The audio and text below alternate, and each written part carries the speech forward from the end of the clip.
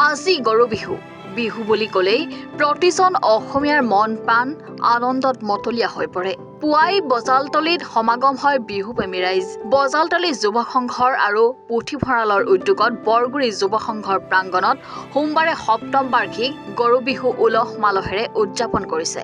সোমবাৰৰ পুৱাই পতাকা উত্তোলন বন্তি প্ৰজ্বলনৰ পাছতে গৰু গা ধোৱা পৰ্ব আৰম্ভ হয়। গৰুক পুখুৰীলৈ আনি মাহ হালধি ঘঁহি গৰু গা ধুৱাইছে। লাও খা বেঙেনা খা বছৰে বছৰে বাঢ়ি যাকৈ গৰুৰ মংগল কামনা কৰিছে। উপস্থিত বিহুপ্ৰেমী ৰাইজে বিহু নাম গাই আনন্দত মতলীয়া হৈ গৰু বিহু পালন কৰিছে। সমান্তৰালভাৱে কণী যুঁজাইছে সকলোৱে। পোনপ্ৰথমে মই আপোনালোকৰ চেনেলৰ যোগেদি আপোনালোকৰ চেনেলৰ সকলো কৰ্মকৰ্তা আৰু সকলো অসমবাসী ৰাইজক অসমীয়া নৱবৰ্ষৰ লগতে ৰঙালী বিহু হিয়া ভৰা ওলগ যাচিছোঁ।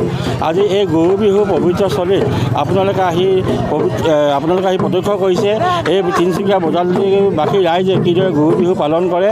এই অঞ্চলত সকলো ৰাইজ একত্ৰীকৰণ হৈ জাতি ভাষা ধৰ্ম নিমিষাকে আহি গৰু বিহু উদযাপন কৰে।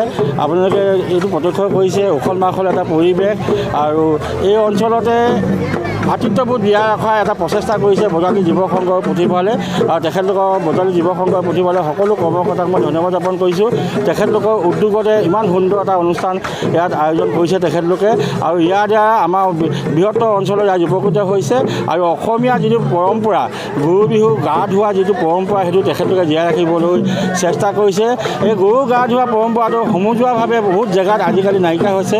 বহুত মানুহৰ কৰ্মব্যস্ততাৰ মাজত এইটো হেৰাই যাবলৈ উপক্ৰম হৈছে। এই হেৰাই যোৱা উপক্ৰমটো তিনিচুকীয়াৰ মাজমজিয়াত বজালতলী গাঁৱৰ এই অঞ্চলত তেখেতলোকে জীয়াই ৰাখিবলৈ চেষ্টা কৰাৰ বাবে তেখেতক ধন্যবাদ জ্ঞাপন কৰিছোঁ।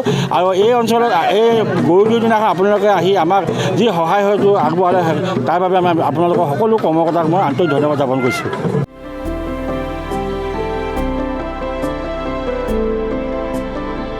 তিনিচুকীয়াৰ পৰা সন্তোষ ফুকনৰ ৰিপৰ্ট এনি ভাৰত 24।